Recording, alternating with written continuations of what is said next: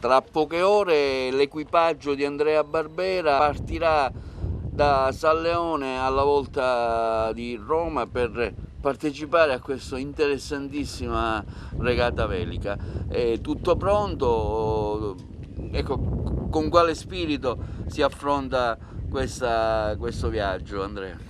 Sì, finalmente dopo diversi mesi di preparazione della nostra barca Firstissimo siamo pronti per partire, siamo pronti per fare questo trasferimento che ci porterà da San Leone a Riva di Traiano, da dove poi il 10 aprile partirà la regata, la famosa Garmin Roma per due, la regata appunto che andremo a fare. Siamo belli carichi, la barca è pronta, la barca è perfetta in tutto, poi mi unirò insieme al mio compagno a Riva di Traiano per appunto partecipare alla regata. Ci saranno tantissime barche provenienti da tutta Europa, ci saranno barche francesi, al momento ci sono 43 barche iscritte alla regata. Sicuramente gareggeremo al meglio, appunto cercheremo di essere più competitivi possibili, la barca ce lo permette, l'equipaggio ce lo permette, ci crediamo tantissimo. Ecco, tu non sarai solo, sarai in compagnia di un tuo collega. Sì, io sarò in compagnia di Claudio, un mio collega, compagno di avventura in navigazione. La regata appunto si fa in due, quindi un equipaggio abbastanza ridotto, e quindi questo diciamo, la fa diventare una regata abbastanza impegnativa, anche perché attraversa un'ampia fetta del Mediterraneo e quindi le condizioni meteo possono cambiare di ora in ora, possono anche diventare burrasca. Per esempio nel 2005, quando partecipai la prima volta, una barca si capovolse durante la notte e i due occupanti furono salvati da un elicottero della Guardia Costiera, quindi è una regata abbastanza impegnativa e non si può assolutamente abbassare la guardia mai.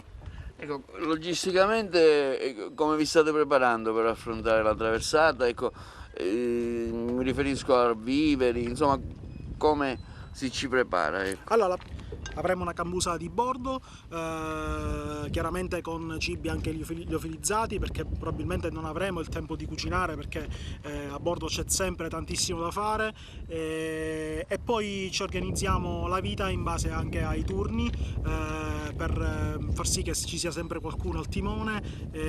La barca non si può fermare, in regata si naviga giorno e notte, quindi bisogna sempre spingere al massimo, dare il massimo, e in tutto questo bisogna trovare il tempo per mangiare e per anche riposare, perché altrimenti la regata è lunga, dura più di 5 giorni.